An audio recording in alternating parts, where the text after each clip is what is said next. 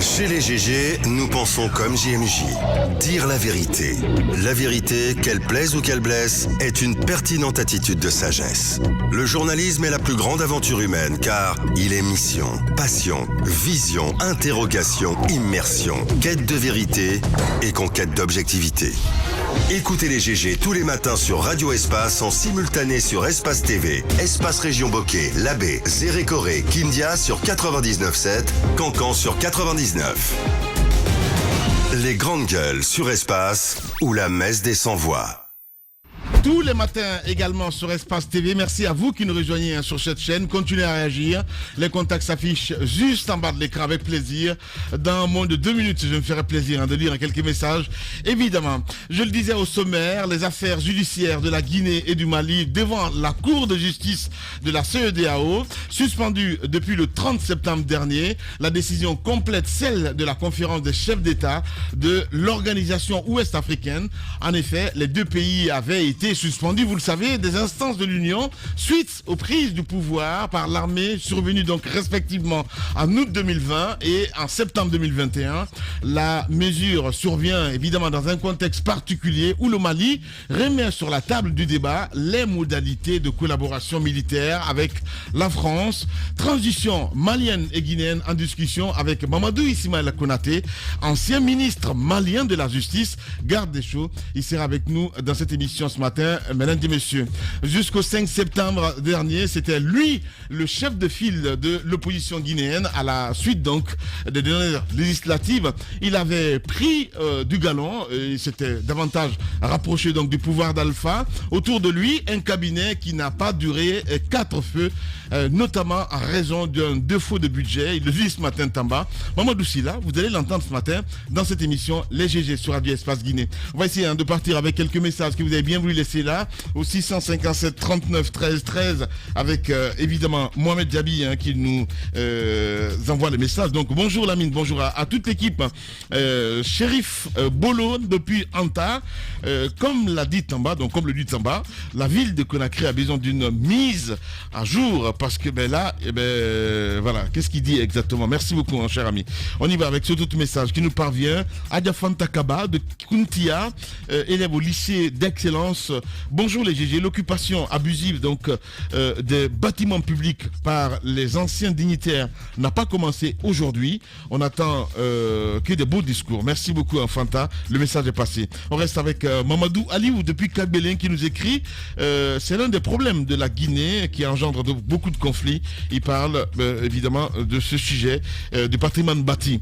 Bonjour les GG, ma sœur Yero Conakry n'a pas de corniche en tant qu'elle, donc voilà. Merci beaucoup M. Barry qui nous envoie ce message. Nous restons avec cet autre également qui nous écrit. Bonjour Espace TV, bonjour Lamine. Moi c'est Mohamed Fofana, je vous regarde depuis Dabompa Plateau. Vous êtes les meilleurs. Merci beaucoup Mohamed. On reste avec lui. Voilà, bonjour, je me nomme Salim Fofana. Concernant donc les maisons ou patrimoine bâti, qu'est-ce qu'il dit exactement? Mathurin avait évoqué les mêmes problèmes. Donc le CNRD doit faire beaucoup attention pour régler donc et récupérer les biens de l'État. On reste avec cet autre également qui nous écrit sur le 657 39 13 13. Bonjour les GG, bonjour à vous tous.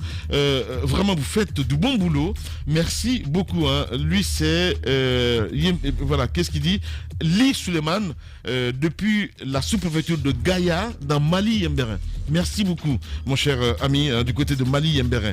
On reste avec cet autre également qui nous écrit. Bonjour les GG. Ibrahim Abari dit Barry Kobobo, l'ancien chef de file de l'opposition.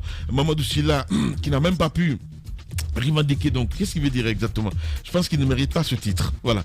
Merci à vous tous. Vous êtes très nombreux évidemment à nous écrire ce matin sur le 657 39 13 13. Là nous avons notre ami, l'autre animateur carrément de cette émission. C'est bien Afamoussa Makadabi qui nous écrit. Bonjour les GG. Bonjour à vous tous. Je rappelle à Moussa Moïse que c'est bien vrai que ces ministres devraient quitter ces maisons dès le lendemain de la prise du pouvoir par le CNRD.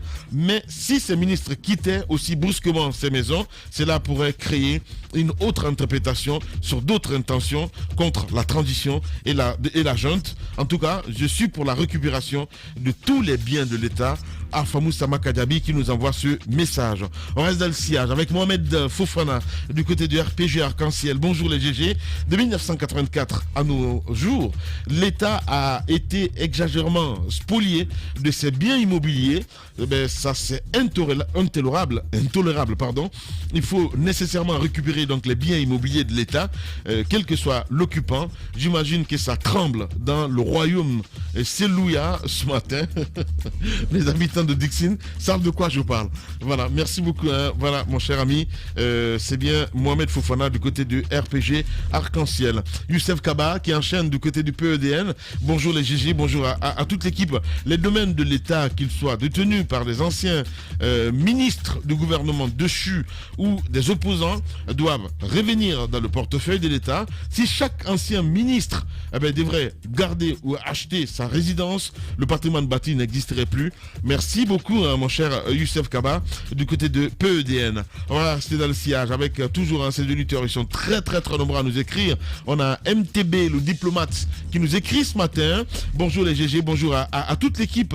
Je crois qu'il serait injuste de retirer un domaine de l'État dans les mains d'un citoyen qui l'a acheté et ne pas sanctionner donc l'autorité qui l'avait vendu.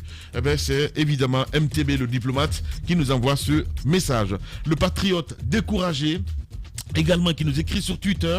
Bonjour les GG, dans cette histoire d'occupation illégale, laissons les autorités faire leur travail et arrêtons de mettre en danger toutes ces familles, s'il vous plaît. Ce qui est fâcheux dans les malheurs publics, c'est que n'importe qui s'estime assez compétent pour en parler. Voilà, le patriote découragé qui nous envoie ce message. On reste dans le sillage avec Don Bosco qui nous écrit bonjour Lamine, bonjour à toute l'équipe. Le problème foncier en Guinée n'est pas à la faute à la population, mais aux autorités, car c'est elles qui donnent des papiers fonciers à la population. Et si on ne veut résoudre le problème foncier, il faut revoir l'administration, tous responsables. #espace GG. On reste dans le sillage avec cette autre réaction. Lui, c'est Anzou Kamara qui nous écrit bonjour les GG. Lamine, je connais même un ancien maire de Matoto qui me disait qu'il a plus de 37 domaines construits et non construits par quelle bénédiction, se pose la question notre ami. Merci à vous. On reste avec Ahmed Sam également qui nous écrit il faut qu'on arrête de faire gentil dans ce pays. On sait officiellement combien les dignitaires de ce pays gagnent. Donc qu'on aille droit au but, il veut dire. Merci beaucoup Ahmed Sam. On reste avec Guinéen résigné également qui nous écrit bonjour à toute l'équipe des GG. C'est bien de dénoncer les biens mal acquis des anciens dignitaires d'Alpha Condé, mais le CNRD doit se pencher sur la déclaration des biens de chaque nouveau ministre qui sera nommé dans le futur gouvernement. Pas que le ministre Jacques Lewanuno, j'ai envie de dire. On reste avec Ibrahim Aoularé qui nous écrit également il y a un truc aussi qui se passe à l'intérieur du pays. Les cités construites par l'État sont revenues donc de droit à des personnes auprès aux personnes au plus, qu'est-ce qu'il veut dire, à des personnes auprès plus moment d'occupation. Je comprends pas. Appliquez-vous un petit peu, je comprends pas. Allez, on y va avec Youssouf Dekazi, évidemment, qui nous écrit également. Youssouf Dekazi, sur Twitter. Bonjour Lamine, bonjour à toute l'équipe. J'écoute votre émission et j'ai entendu dire que le jardin du 2 octobre reste un havre de loisirs pour les familles de Conakry. Il y a quelques mois, une société turque a eu un contrat d'exploitation des lieux. #espace GG. Youssouf Dekazi qui nous envoie ce message. Ibou Diallo également qui nous écrit sur Twitter le délogement de ces anciens ministres est le résultat donc de méthodes de leur douloureux héritage. Ils ont déguerpi caporaux sans humanisme, humilié des familles, kidnappé des citoyens qu'ils acceptent, c'est le retour donc de l'ascenseur. On a aussi cet autre également, Shakur, il se fait appeler comme ça sur Twitter. Bonjour les GG, le directeur de Boma ferait mieux de venir continuer ce qu'il a commencé. Il peut se moquer de notre pays à ciel ouvert et se désister au dernier moment pour apporter donc plus de preuves à ses dits. cette affaire restera pas miotte. Voilà, hashtag Espace GG. On reste avec Coach Bérété Premier, également qui nous écrit sur Twitter. S'il vous plaît, expliquez-leur que avant de faire une vaste campagne de récupération, qu'ils lancent une campagne de dédommagement, donc et de reconstruction des bâtiments des innocents détruits, qu'ils ne profitent pas eux aussi pour faire donc des règlements de compte. Voilà, beaucoup de réactions ce matin avec les auditeurs. Vous êtes très nombreux à nous écrire. Merci à Lamarana Yemberin qui nous écrit également sur Twitter. Si par hasard la junte arrive à récupérer les corniches de Matam, voilà, qu'est-ce qu'il dit exactement? Pourquoi pas les deux ex-ministres? Il pose la question. Je ne comprends rien de tout ce qu'il dit. Merci à vous tous. Normalement, on doit partir sur le terrain parce que le directeur du patrimoine bâti me signale Jacques Liwadeno qui souhaite intervenir ce matin. Antoine Kourouma, c'est bien cela? Oui, avant que Yayo n'intervienne, c'est le directeur adjoint, je crois bien. Bon, c'est une scène sur laquelle je vais revenir la mine par rapport à la si le réalisateur est là, il peut nous rejoindre dans le studio pour... Voilà, allez, il est là. Donc, on va essayer de partir sur le terrain. Il est là. Voilà. C'est pas encore prêt. Allez-y. Par rapport à la circulation routière, la mine, j'ai la confirmation, j'ai la conviction désormais que la plupart des embouteillages de Conakry, des embouteillages monstres de Conakry, ne sont pas dus au mauvais travail des policiers. Ouais. Ce n'est pas la faute, ce n'est pas la faute au feu tricolore comme parfois on a tendance à le dire. C'est bien la faute aux Guinéens, à des citoyens mais non des moindres. C'est parfois la faute même à des cadres auxquels vous ne pouvez pas penser. Hier, pour ceux qui empruntent le tronçon Kisoso ou Sangoya, Matoto, Kisoso Anta, sont témoins de ce qui se passe les soirs de ce côté. Hier, on a pu assister à un embouteillage mais terrible entre le marché de Matoto jusqu'à Kisoso Anta. Pas parce qu'il y avait un accident de la circulation, non. Parce que les citoyens ont décidé d'empêcher qu'il y ait circulation. On a constaté une indiscipline qui ne dit pas son nom sur ce taxe, où des citoyens ont laissé carrément la voie normale, le sens normal de la circulation, pour emprunter le sens contraire sur l'autre chaussée de la route. On a vu des véhicules hier qui abondaient dans le sens contraire, venus bloquer la circulation au carrefour. Je vais y revenir, la mine, j'y tiens beaucoup. Merci beaucoup. Parce que j'ai vu des personnes hier dont vous ne pouvez pas imaginer. Voilà. Allez, Yayo en direct, le directeur du patrimoine bâti. Bonjour et bienvenue sur Radio Espace dans cette émission Les GG. Bonjour, bonjour Espace. Voilà. Alors, vous souhaitez intervenir ce matin. On a évoqué évidemment le sujet du patrimoine bâti. Pour reprendre les termes de Ahmed Kourouma, c'est une grande gueule. Vous êtes tous de corrompus. Il le dit ce matin. S'il vous plaît, nous sommes tous corrompus. C'est une contre-vérité là. C'est l'amalgame. C'est une nébuleuse. Et votre domaine est extrêmement sensible, le domaine de la communication. L'information, comme j'aime à le dire, est un mot codé, lequel est bâti un support. Il appartient à celui qui bâtit le support, d'essaimer la Monsieur Yayo, on va parler du patrimoine, parce que la communication... Laissez le bâtiment de l'information. Je ne peux pas apporter cette preuve de cette Alors, la question qu'on aimerait bien vous poser, parce que nous avions déjà des problèmes dans le patrimoine bâti de notre pays. Vous êtes arrivé, vous avez passé un bon moment quand même au niveau de cette direction. Qu'est-ce qui fait qu'aujourd'hui, nous n'avons pas une lisibilité par rapport à ce qui appartient à l'État, et quelle organisation vous avez faite pour éviter justement que nous soyons en manque même pour loger certains départements ministériels? J'ai un fichier qui est là, qui est vivant, qui est réactualisé de jour en jour au gré des situations qui se présentent. Mais quand on dit que tout le patrimoine est corrompu sans preuve, vous voyez que c'est choquant. Je suis estomaqué en entendant des déclarations. Monsieur Yayo. Allez-y, Moussa. Monsieur Yayo, écoutez, ne soyez pas estomaqué. Soyez tranquille, serein et essayez de répondre aux questions que nous avons vous posées. Vous le faites dans l'intérêt du public. Alors, dites-nous concrètement, quand vous réactualisez ce fichier, vous le réactualisez au gré des différentes dispositions qui sont prises, notamment des décrets d'affectation de certains domaines, de certains patrimoines bâtis publics dans le portefeuille, du portefeuille public, donc dans le portefeuille privé. Dites-nous quels sont les aménagements, depuis que vous êtes en fonction de ce genre, qui ont été effectués sur des bâtiments publics qui sont tombés dans le portefeuille des privés. Je suis obligé de remonter la nuit des temps pour faire l'historique du patrimoine bâti public et aussi éviter qu'il y ait l'amalgame. Nous travaillons en synergie avec le ministère de l'Habitat, mais il y a une frontière entre ce que le ministère de l'Habitat fait et le patrimoine bâti.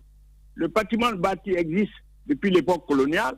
En remontant la nuit des temps, donc, tout ce qui était dans l'administration ancienne est dans l'escarcelle du patrimoine bâti. En dehors du plan triennal 1960-1963, l'État n'a pas conçu de logements sociaux, alors que la densité démographique, elle est là, elle galope. Mais l'État n'a pas de moyens pour construire les logements sociaux. Il va se poser un cas important, un cas criard de déficit en logements sociaux. Et c'est cette situation-là que nous avons. Mais il y a lieu de dire que ce qui a été dit tout à l'heure pour dire que au niveau de la mer, au niveau des bordures de mer, on a édifié ceci, cela. Le patrimoine n'est pas impliqué tant qu'il n'y a pas un bâti public quelque part. Le patrimoine n'intervient que quand il y a un bâti public. Donc, depuis 1960-63, le plan triennal, l'État n'a pas réalisé le logement social. Et il va sans dire qu'il va avoir un déficit. Et vous voyez, au budget de l'État, il n'y a pas d'inscription en faveur du patrimoine bâti public. Voilà. Yayo, en direct ce matin chez les GG, le directeur de patrimoine Monsieur bâti. Yayo, je vais poser deux questions, Monsieur Yayo. Quelle information, sincèrement, je compte sur votre franchise, vous avez à nous donner ce matin sur le patrimoine bâti public, donc le domaine que doit normalement occuper le Premier ministre de la République de Guinée, donc situé du côté de la cité ministérielle. Quelle est la véritable situation de la superficie de ce domaine? La première question. La deuxième, des infos peut-être sur les 2 tours de Boulbiné du côté de la cité douane, vendues à Adoua, du côté donc pour la cité police. Quels sont les dessous de cette histoire? Écoutez, du côté de la douane, nous ne sommes pas impliqués. Vous parlez des 2 tours, les 2 tours de Boulbiné. Oui. Vous parlez des 2 tours de Boulbiné. Allez-y, oui. Les 2 tours de Boulbiné. Les 2 tours de Boulbiné étaient dans un état de décrépitude poussé. Il fallait détruire ces bâtiments pour chercher dans le cadre d'une relation de partenariat privé, trouver un opérateur de la place qui pouvait édifier des logements sociaux et qui va travailler avec le patrimoine. Le patrimoine bâti public ne sort pas dans son escarcelle tout ce qui est bâti public. En fonction de la nature du contrat, que ce soit des baux commerciaux, des baux à construction, des baux amphithéotiques, au terme du bail, le bâtiment visé retourne encore dans l'escarcelle du patrimoine bâti. Nous avons un contrat avec les hauts fonctionnaires de l'État. Quelles sont les clauses particulières administratives dans ce contrat? Quand un haut fonctionnaire ministre quitte sa fonction, les 6 mois après, c'est ce que la loi dit, il doit libérer le bâtiment dans lequel il est. Là où dites là où il y avait le Premier ministre, dans l'escarcelle du patrimoine bâti, ce n'est pas privé. Mais c'est 6 mois après que les occupants doivent libérer, c'est ce que la loi dit. Oui. Nous devons travailler conformément à la loi. Bien. Mais Moussa parle évidemment. L'hypothèse. Il parle. Superficie de l'endroit où le Premier ministre doit rester. Cette partie-là, à l'arrière, a été morcelée, oui ou non? Mais, je vous dis, quand il y a un bâti public, le patrimoine est intéressé. Quand ce n'est pas un bâti public, le patrimoine n'est pas intéressé. Il faut faire cette frontière-là. Vous ne comprenez pas, Monsieur Yayo, Monsieur Yayo,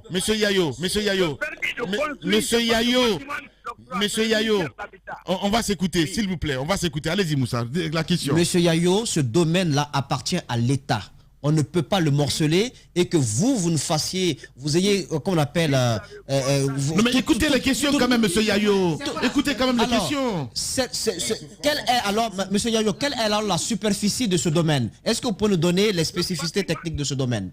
Associé n'est pas impliqué dans ce morcellement dont vous faites état. Ah, donc vous le reconnaissez que ça a été morcelé. Écoutez, Monsieur Yayo, nous n'inventons absolument rien dans ce studio. Nous avons toutes les données et ceux qui ont fait le morcellement, nous les connaissons. Mais on ne peut pas le faire sans la bénédiction du patrimoine bâti public. Non, c'est faux. Le patrimoine n'est pas impliqué. Non, mais attendez. Monsieur Yayo. Finalement, au patrimoine bâti, vous faites quoi? On morcelle les domaines, vous n'êtes pas au courant. On parle des tours jumelles, vous dites vous n'êtes pas concerné. Finalement, pourquoi vous êtes consulté finalement? Jacques, monsieur Yayo, vous avez obligation de vous énerver, de vous lever contre ça.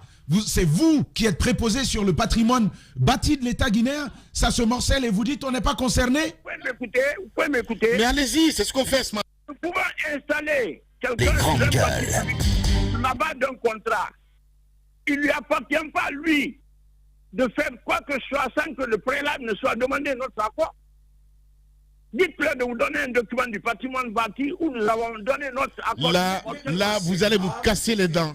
Vous allez vous casser les dents, monsieur Yayo. Mais vous n'allez pas comprendre, en fait. Vous pensez que Moussa invente tout à l'antenne? Vous pensez qu'il invente tout?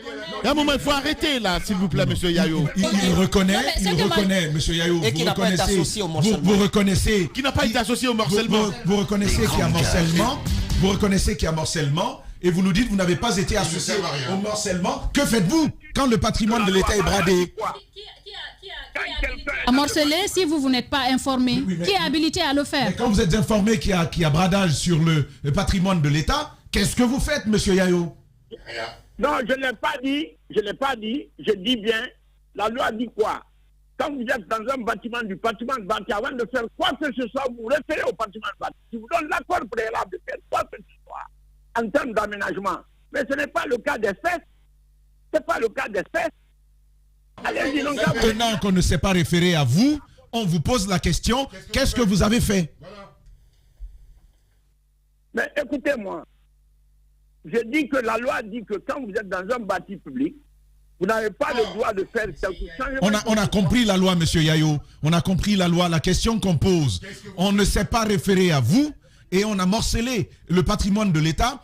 Dans vos prérogatives, qu'est-ce qu'il vous revient à faire? C'est l'accord du patrimoine bâti public. Oh là là. C'est l'accord du patrimoine public. Il est en porte-à-faux avec la loi, celui qui a morcelé. Avant de morceler, il doit nous écrire. Qu'est-ce que vous faites puisque vous venez de dire qu'il est en porte-à-faux avec la loi? Or, le bras armé de la loi, en tous les cas, le bras armé de l'État, c'est vous. Que faites-vous? C'est la question qu'on vous pose. Non. Avant de me poser cette question, allez-y prendre les fonds de dossier. Vous allez voir si le patrimoine a donné son accord pour le morcellement. Le patrimoine n'a pas donné son accord pour le morcellement. Quelle que soit la position d'un individu, il peut transgresser la loi. Et si il y a morcellement, c'est que l'intéressé a transgressé la loi sans l'accompagnement du patrimoine bâti. Sans l'accompagnement du patrimoine bâti. Allez-y. Voilà. Allez-y, Ahmed. Merci. Bon, on a compris. Vous savez, on a un cerveau, on sait réfléchir. Maintenant que l'individu a morcelé sans votre accord, vous avez, vous, la loi de votre côté, puisque vous êtes le bras armé de l'État. Qu'avez-vous fait? Qu'avez-vous fait? Et qui a morcelé? C'est les deux questions simples auxquelles on voudrait que vous répondiez. Si le morcellement est fait, il y a morcellement. Avant d'édifier quoi que ce soit, on doit passer au ministère de l'Habitat pour se référer au plan urbanistique. Il y a un plan urbanistique sur lequel on doit s'adosser pour faire un réaménagement. Monsieur Yayo, directeur de patrimoine bâti en direct. Allez-y. Monsieur Yayo, je sais que très souvent, vous n'êtes que des exécutants. C'est-à-dire que des instructions vous sont données pour, par exemple, changer le statut d'un patrimoine bâti et le reverser dans le portefeuille privé. Dites-nous concrètement, au nom de la recherche de la vérité, depuis que vous êtes en fonction, en tout cas depuis 2010, depuis, je ne sais pas en quelle année vous êtes arrivé là-bas, en tout cas depuis 2010, selon le fichier que vous avez, quels sont les bâtiments qui ont quitté le domaine public et qui ont été reversés dans le domaine privé suite à un décret, suite à un aménagement ou à une réactualisation du fichier que vous gérez? Je vous corrige à ce niveau. Je vous corrige à ce niveau-là. Je vous dis que nous bâtissons des contrats. Que ce soit la forme du contrat, quelle que soit la forme du contrat, que ce soit des baux commerciaux, des baux à construction, des baux amphitheutiques, au terme du bail, ce que la loi dit, ça retourne encore dans l'essentiel du bâtiment bâti public. Si quelqu'un a un plan business, dans le cadre de relations de partenariat public, nous cédons nos bâtiments quand on sent qu'il y a la décrépitude, quand on sent qu'il y a l'usure, quand on sent qu'il y a l'amortissement. comptable et financier du bâtiment. Bien. De base. Bien. Allez-y, Madame Yo. Alors, Monsieur Yayo, je vais vous poser une toute autre question sur les domaines qui sont acquis souvent par des cadres qui ont occupé des fonctions dans le pays. Comment ça se passe normalement? Comment est-ce que les contrats s'établissent entre vous et eux? Quand est-ce que l'État est habilité à céder un de ces domaines à ces cadres-là? C'est toute une panoplie d'étapes. Dans la panoplie d'étapes, le patrimoine a une partition à jouer. Quelle est cette partition? Quand on se rend compte, après une expertise de nos techniciens, que le bâtiment est en décrépitude, en usure avancée, en relation avec le ministère de l'Habitat. Bien. Allez-y, Moussa, dernière question. Dernière question. Alors, il a fini là? Il n'a pas fini de répondre à ma question. Au niveau du patrimoine, nous faisons notre avis de non-objection. Notre avis de non-objection, mais notre avis de non-objection pour bâtir un contrat. Et au terme du contrat, ça retourne encore dans l'essentiel du patrimoine bâti. Ça ne devient pas la propriété de l'individu ou du partenaire, quel qu'il soit. C'est ce que la loi dit et c'est ce que nous appliquons depuis que nous sommes là. Mais à la seule différence que je vais vous dire, comme j'ai entendu dire tout à l'heure, au niveau de la mer, des bordures de mer, on a édité ceci-là. Le patrimoine n'est pas impliqué. Et nous avons même notre vision par rapport à cette lecture. Quand c'est le domaine maritime public, il n'est pas cessible. Il est un droit, il est inaliénable et imprescriptible. Il n'est pas cessible du tout. Quand c'est un droit maritime public, il n'est pas cessible. Le droit maritime public n'est pas cessible. Peut-être dernière question, puisque nous avons notre invité et sincèrement, nous aimerions vous avoir dans ce studio pour qu'on parle du patrimoine bâti public. La dernière question, est-ce que vous pouvez nous donner un chiffre ce matin, Monsieur Yayo, sur l'ensemble du patrimoine bâti public? Nous avons combien de bâtisses dans ce domaine? Est-ce que vous avez un fichier? Pour dire, le patrimoine bâti, c'est des gens corrompus, il faut les dégager. Allez, mais attendez. Vous avez compris la question? On pose une question, on a envie de savoir des chiffres ce matin, Monsieur Yayo.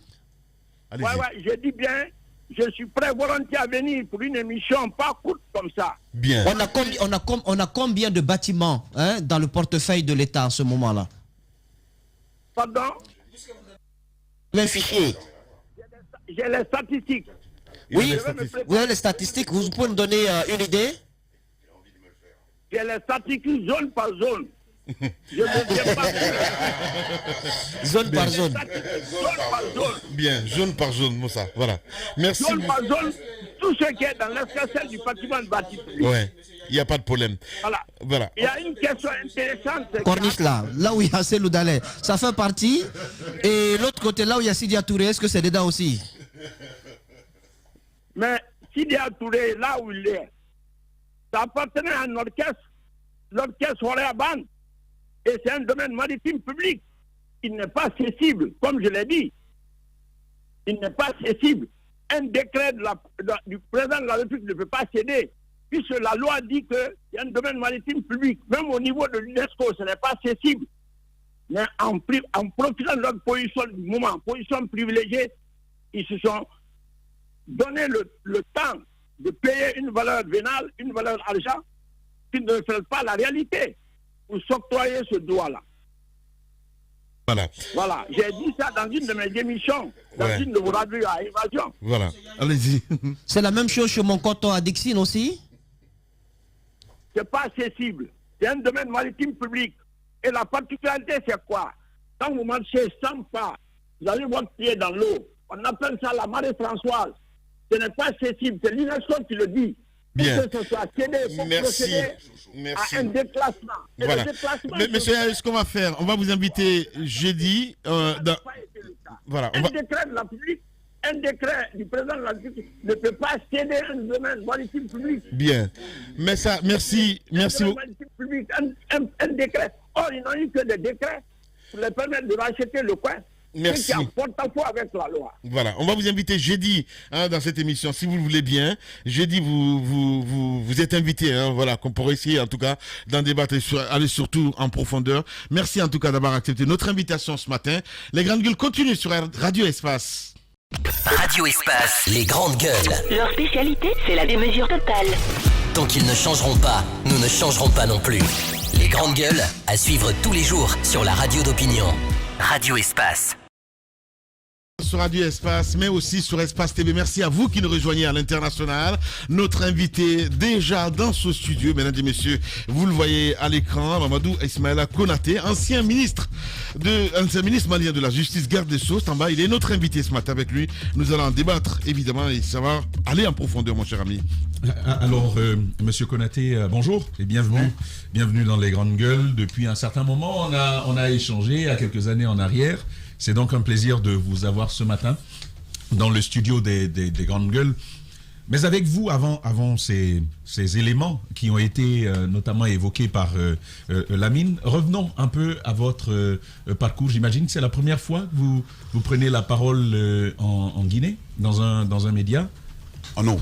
D'accord. C'est un peu... Donc on va commencer avec cet exercice. Parlez-nous un peu de vous. On sait que vous êtes avocat. Aujourd'hui au barreau de Bamako, de Paris aussi. Mais vous avez été ministre de la Justice 2017, si je ne me trompe, vous démissionnez. Parlez-nous de ce parcours-là. Pourquoi quitter là où tout le monde veut être? Et c'est parce que tout le monde a tort de penser qu'il faut y être. Je pense que la fonction ministérielle n'est pas donnée à tout le monde. Il faut être politique et intensément politique. Mais en même temps, il faut être préparé et dans la tête, et dans le corps, et dans l'esprit pour être ministre. Un certain nombre de gens pensent que ministre, on peut se ramasser cette fonction dans la rue, l'exercer comme on le pense, et en oubliant simplement qu'on est au service de l'intérêt général. Moi, j'ai pensé que je ne pouvais jamais être ministre, c'est pour ça que je l'ai été que très tardivement. J'avais 53 ans quand j'étais ministre de la Justice, j'avais eu l'occasion de proposer plusieurs autres personnes à des fonctions ministérielles que j'ai toujours refusées. Je me souviens d'un gouvernement qui était retardé pendant 48 heures parce que simplement on m'a proposé de prendre des fonctions ministérielles que je ne voulais pas. Je me voulais intensément avocat parce que j'ai été à l'école et à la faculté de droit pour apprendre ce métier-là, que personne d'ailleurs ne peut me contester parce que le titre de maître est le titre que je garderai définitivement. La fonction ministérielle, je l'ai rencontrée parce que simplement il s'est trouvé qu'à la tête de l'État, il y avait donc un chef d'État, le président Ibrahim Boubacar Keïta, que je connaissais 25 ans auparavant, avec lequel j'avais des relations plutôt amicales, fraternelles et cordiales, et qui a eu la mauvaise idée de me nommer ministre un jour en pensant que je pouvais être ministre. Et jusqu'au jour où il m'a nommé ministre, d'ailleurs, je vous rappelle l'anecdote, c'est que la veille, j'étais au téléphone avec lui, je suivais un match à la télé, quand il m'appelait pour me demander où j'étais à la maison, et lui était au palais en train de travailler. Donc on a bien chahuté, et puis le lendemain, j'ai reçu un coup de téléphone du Premier ministre qui est décédé aujourd'hui, le Premier ministre Modibo Keïta, qui m'a demandé si j'étais Mamadou Konaté, je le lui ai confirmé, il m'a dit qu'il était Modibo Keïta. Comme il y en a plusieurs au Mali, j'ai dit lequel? Et il m'a dit le Premier ministre, j'ai dit ah mais tiens j'avais besoin de vous d'ailleurs, parce qu'à l'époque j'étais le président chargé de la révision de la constitution du Mali et que j'avais besoin de voir l'ensemble des chefs de gouvernement passés et présents. Il m'a dit moi je vous appelle parce que le chef de l'État vous nomme ministre de la Justice, chargé des droits de l'homme, garde des Sceaux, machin et tout. Puis pendant même 2 secondes je lui ai dit mais vous rigolez ou quoi? Il m'a dit quoi? J'ai dit mais vous rigolez monsieur le Premier ministre? Pourquoi il me nommerait ministre? Premier ministre du moins, je l'ai eu la veille et puis voilà. Donc c'est parti comme ça, contraint et forcé cette fois-ci, parce que 2 fois auparavant j'avais échappé. Il m'a appelé la veille pour me demander si j'étais là, je savais que c'était la veille d'un remaniement ministériel, j'ai dû prendre l'avion et puis je suis parti. Voilà, je suis sûr et certain que je ne devais pas être un très très bon ministre. Je vous suis souvent sur Twitter. Et chaque fois que votre profil, je l'affiche, il y a cette phrase qui me frappe tout le temps et je suis heureux de pouvoir la poser ce matin. Vous dites « jamais de dos, toujours en face de l'interlocuteur ».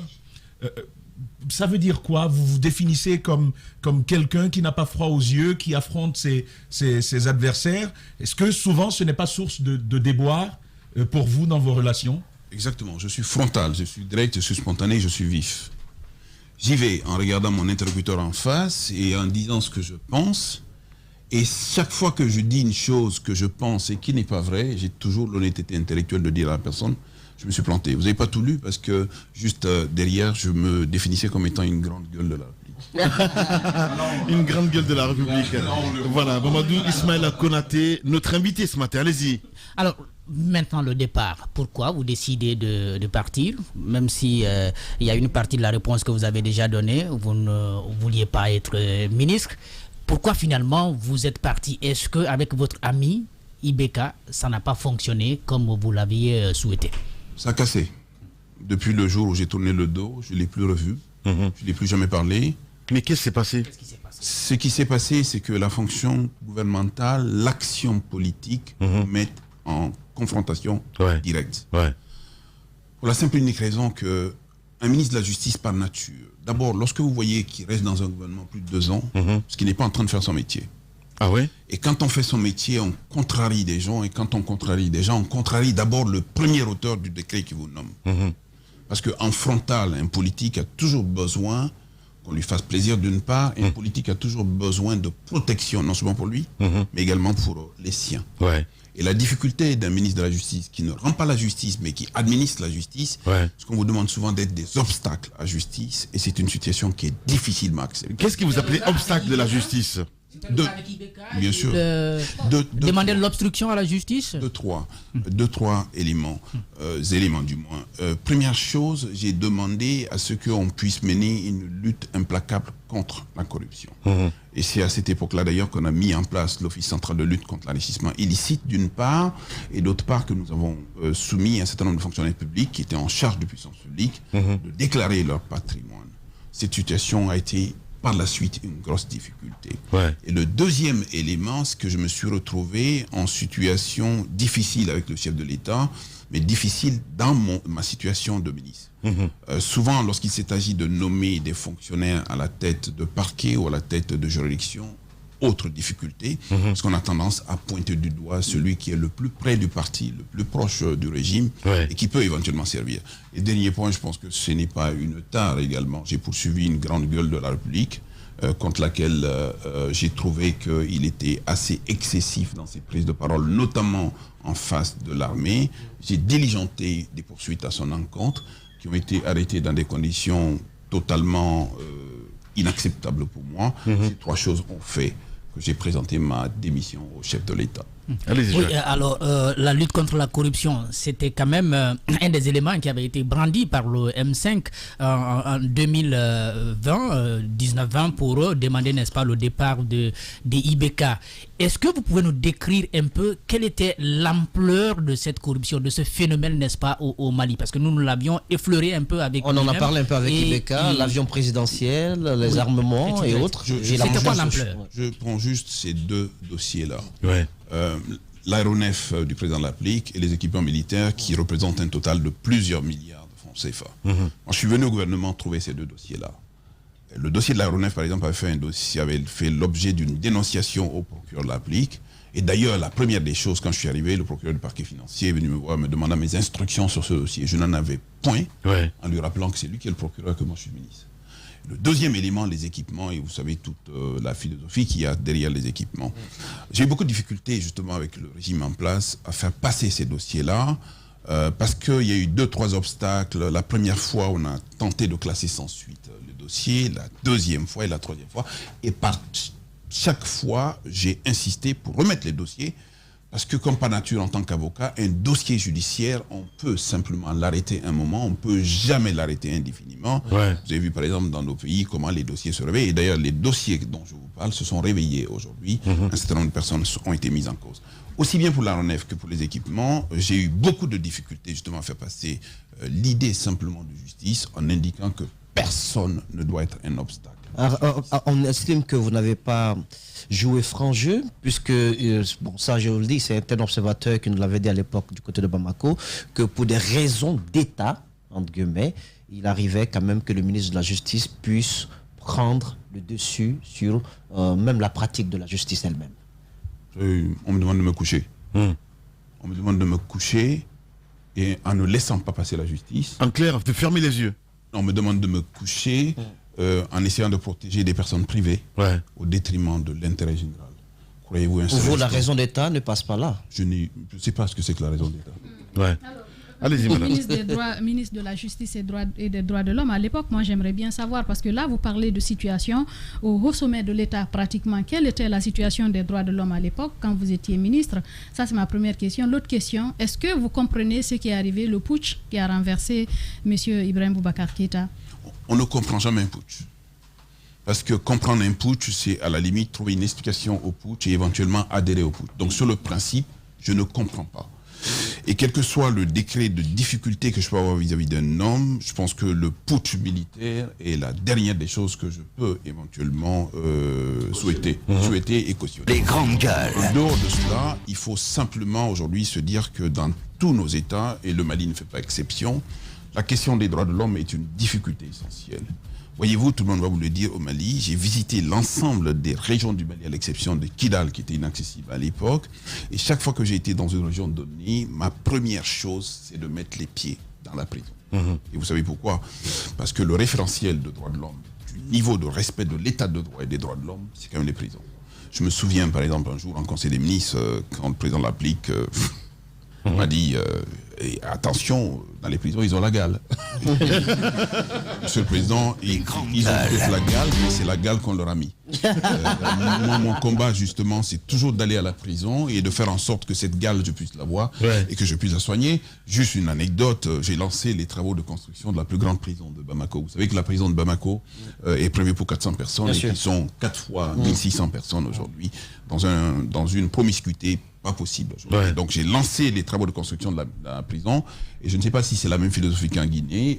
Chez nous, on ne pose jamais la première pierre parce que simplement on est le premier à y aller. J'ai dû inviter en Conseil des ministres l'ensemble des collègues d'une part, mais le Premier ministre et le Président de la République, tout le monde a décliné. Je me suis retrouvé tout seul à poser la première pierre. Incroyable. Et grâce à Dieu encore, je suis dehors. C'est pas possible. Nous, notre première pierre du côté de Yorokogia, au fond là-bas, jusqu'après il n'y a pas une deuxième pierre. Jusqu'à ce jour. Bien. Notre invité ce matin chez les GG, évidemment, Mamadou Ismaïla Konaté, ancien ministre malien de la Justice, garde des Sceaux. Allez-y, Antoine. Ahmed. Monsieur le ministre, vous dites que vous garderez le nom de maître à vie, le nom de ministre aussi, vous allez le garder à vie. Vous êtes avocat, vous en avez la posture, vous en avez le vocabulaire, le vocable, la diction, c'est assez impressionnant. Ce qui m'intéresse, moi, c'est de savoir, vous avez dit un mot qui est très spécifique, c'est que vous avez dit je suis allé à la rencontre du poste de ministre. Qu'est-ce qui vous a pris de ne pas bifurquer, puisque visiblement vous étiez en désaccord complet avec la fonction qui est la vôtre, donc j'imagine le litige intellectuel qui a dû être le vôtre. Et donc qu'est-ce qui vous a pris de ne pas bifurquer chemin? Et puis ensuite, quel est votre regard aujourd'hui sur l'évolution de la justice à travers l'Afrique de l'Ouest? Voilà mes deux questions. Qu'est-ce qui m'a pris d'y aller, je veux dire, si j'ai envie de retourner la question ou de ne pas y aller, franchement, je suis incapable de vous dire. Je me suis retrouvé tout seul dans ma voiture en train de me balader. Je voulais passer juste le pont de Bamako pour aller voir ma mère, pour lui faire l'annonce qu'on m'avait proposé ça. Et il y avait un tel embouteillage sur le pont que je ne pouvais pas prendre le risque de parler de ça à ma mère. Mais comme vous pouvez vous les imaginer, j'étais sur le point de partir en France où j'avais été reçu comme avocat et exercer ma fonction tranquillement. D'ailleurs, mon épouse, qui est guinéenne, et y était avec ma fille. Et quand j'ai appelé les deux pour leur dire que j'étais ministre, ma fille me dit « ça te tombe du ciel, c'est depuis quand ?» et machin, et toutes ces questions-là. Donc du coup, je suis incapable de vous le dire, mais l'amour du pays, l'amour de la nation, l'amour de la patrie a été assez déterminant. Et en même temps, une challenge, parce que ça faisait 30 ans que je faisais la grande gueule dans ce pays-là. Je me suis dit, au-delà de ce que je peux dire, il faut venir exercer un peu. Alors, l'état de la justice dans ce pays-là, il est désastreux. Moi, j'ai l'avantage d'avoir sillonné tous les États de l'Afrique au niveau de la CEDEAO et de plaider dans l'ensemble de ces pays-là. J'ai plaidé dans ce pays en 1900, je ne sais plus combien encore, pour défendre justement un opposant célèbre devenu chef de l'État et aujourd'hui hors chef de l'État. Vous allez le défendre à nouveau? Et la situation... Il a besoin encore de défense. Et la situation... Vous n'êtes pas ici pour ça, j'espère. On m'a dit que... Parce que le colis ne partira pas. On m'a dit que... Mais tant mieux qu'il ne parte pas, mais souffrez 2 secondes que chaque individu, y compris lui, a besoin de défense. Mais je ne pense pas que je sois le meilleur défenseur aujourd'hui, au travers de ce que j'ai pu lui dire pour le défendre d'une part, et ce que j'ai dû lui dire après, quand il était en fonction. Je ne pense pas qu'il ait recours à moi. On va en parler. On viendra sur le cas Alpha Condé. Bien. Allez, on va évoluer. Allez-y, Antoine. Alors, je disais que j'ai écrit un ouvrage justement sur la justice, ce grand corps malade. La justice est un instrument de domination dans nos pays. Les pouvoirs qui sont en place veulent s'en accaparer pour exercer leur domination absolue contre toutes les personnes qui ne parlent pas le même langage. Et à côté, il y a une deuxième menace sur la justice. Ce sont tous les pouvoirs d'argent aujourd'hui qui désorganisent l'intérieur de la justice. Allez-y, Antoine. Ibeka a été déposé par une junte militaire. On a tous vu l'émotion qu'il a animée lorsqu'il y a eu ces manifestations. On a même fondu en larmes et tout cela. On l'a déposé. Est-ce que depuis cela, il y a eu un contact entre vous? Non. Ok. Ni avant ni après. Je ne souhaite même pas qu'il y ait... Pourquoi? Parce que non. En Guinée, je fais partie de ceux qui disaient à l'époque qu'il n'était pas normal qu'on le dépose de la sorte parce qu'il était encore en fonction, il n'avait pas le mandat légal. Le mandat était légal. Était-il normal qu'il soit déposé ainsi? Surtout qu'à la différence d'Alpha Condé, il n'y a pas eu d'acte de sa part de se cramponner au pouvoir. Il n'y a pas eu de mort comme on l'a connu en Guinée. Était-il normal qu'il parle avec un peu de recul, Antoine? Quel recul? Non, tu ne peux pas le dire. Clairement les choses. Il y a une répression. Il y avait une grande différence entre le cas Ibeka et Alpha Condé. D'accord. Ibeka a cédé facilement le pouvoir. Alpha ne l'a pas fait. En Guinée, il y a eu des années ta question. Attendez. Il y a eu des années de manifestations. Quand il y a un push, on n'a pas le choix. Il n'a pas cédé. Il aurait pu se cramponner au pouvoir. Il n'a pas fait. Mais se En cramponner Guinée, comment attendez. Ibeka au Mali facilement est parti. Est-ce que selon vous la manière était la bonne?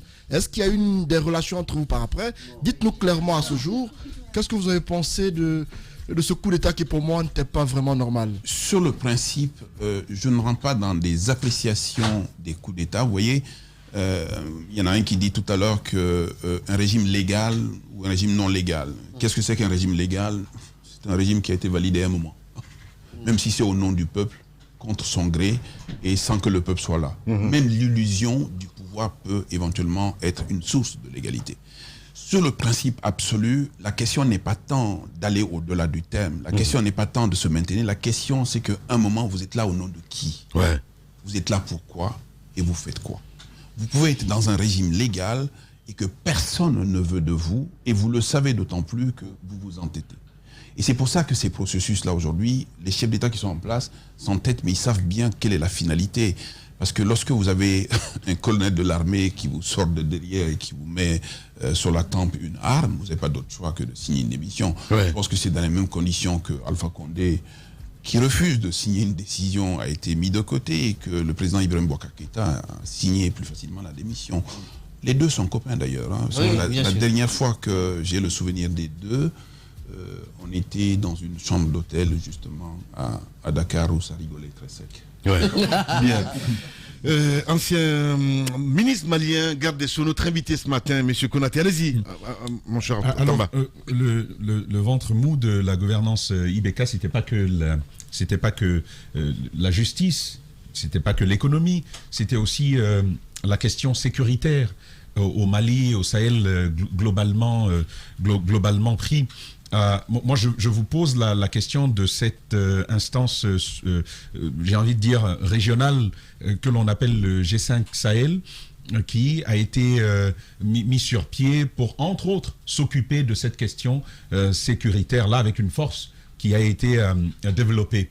Est-ce que, si on vous demandait de faire un peu, pas le procès, mais quelle appréciation est-ce que vous faites aujourd'hui de la gestion de la question sécuritaire, à la fois sur le Sahel, mais aussi au Mali spécifiquement, par ce groupe-là? Et j'en viens à une deuxième question finalement, c'est qu'on a entendu depuis plusieurs années la mise à l'index de la France par pas mal d'acteurs, Salif Keïta, sa fille, le Premier ministre, tout récemment, le Premier ministre de la Transition, et puis Koïta lui-même. On a écouté tout ceci, la France mise à l'index. Est-ce que l'alternative russe et algérienne, votre avis, est-ce qu'elles sont bonnes pour le Mali? Est-ce que c'est une bonne solution pour la question sécuritaire au Mali? Regarde toutes ces menaces de la France et de l'Europe. Ou sinon des menaces qui nous entourent nous-mêmes. Bien sûr. La menace malienne est aussi guinéenne. Bien sûr. La frontière malienne n'est pas très très loin d'ici. Non, la problématique sécuritaire est une problématique qui est globale. Je pense que pendant très longtemps on a dormi en pensant que l'ennemi était extérieur là où il s'est trouvé subitement intérieur. Avec le président Alpha Condé, on a quasiment démantelé l'armée du Mali en pensant que les questions de défense et de sécurité n'étaient pas prioritaires à côté des questions de développement. Démanteler, c'est pas si fort. Oui, c'est un peu fort le mot. Mais le deuxième, Moussa Traoré l'avait dit. Oui, surtout que j'ai eu l'occasion véritablement d'en parler direct avec Moussa Traoré, que j'ai défendu par le passé, et qui m'a expliqué que le Mali était très très en pointe. Aujourd'hui, on parle de coopération militaire avec la Russie. Nous avons pratiqué cette coopération militaire avec la Russie. Pour vous donner juste un exemple, par exemple, en 1991, le Mali avait une flotte aérienne, rien qu'un MiG russe déjà de 29. On parle de la société Wagner, qui est une société de mercenaires. Bien sûr, c'est une société de mercenaires contre laquelle moi j'ai eu l'occasion de m'exprimer en disant qu'on ne se sort pas d'une coopération d'État à État pour se retrouver avec des gens qui aujourd'hui ont plutôt une réputation qui est plutôt surfulente. Bien sûr. Voilà. Ce point de vue-là, l'État du Mali a eu un tort absolu. Le Premier ministre, sur ce point, revient là-dessus de manière très, très insistante. On peut être... Mais est-ce que vous comprenez quand même Goïta sur sa sortie? Goïta, pardon. Goïta. Non, ce que je veux comprendre, moi, quand on a envie de dire non à la France, franchement, on a le droit et la liberté de dire non à la France. La Guinée a dit non à la France. La Guinée n'est pas morte. La Guinée est là aujourd'hui. La Guinée a souffert, ça, mais la Guinée est là aujourd'hui. La question, c'est qu'on mélange deux choses. En disant nous sommes souverains et à ce titre-là, nous ne sommes pas satisfaits de la coopération française, ce qui vous donne le droit d'arrêter avec la coopération française, d'aller avec qui vous voulez. Mais vous ne sortez pas sur terre pour aller sous terre et nous faire croire que vous nous sauvez. Non, vous ne nous sauvez pas. Cette démarche est une démarche qui est vouée à l'échec et cette démarche n'est pas une démarche d'État. Bien. Allez, Tamar va revenir. Avec l'Algérie, nous avons eu une coopération classique déjà. La question d'ailleurs, c'est que le Mali a toujours été entre deux. Le Maroc d'un côté et l'Algérie de l'autre. Mais la question algérienne est une question qui, d'un point de vue sécuritaire, nous préserve plus que nous peut nous mettre en danger. Et chaque fois que l'on s'est éloigné de l'Algérie, ça nous a coûté quelques frayeurs. Voilà. Transition malienne et guinéenne en discussion en tout cas avec Mamadou Ismaïla Konaté, il faut le rappeler, ancien garde-sceau. On revient à 11h pour la prolongation. 24 h sur 24 au cœur de la Guinée profonde. Radio Espace. Radio Espace. C'est la Guinée.